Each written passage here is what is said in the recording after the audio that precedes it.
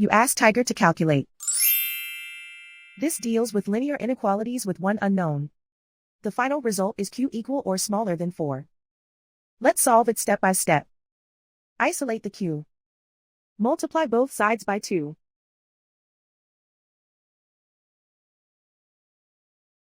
Group like terms.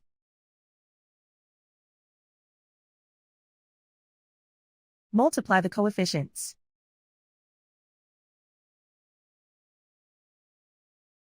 Simplify the fraction.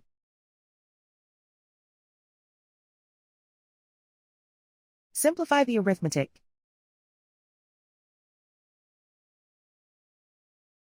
Plot the solution on a coordinate grid. And so the final result is q equal or smaller than 4.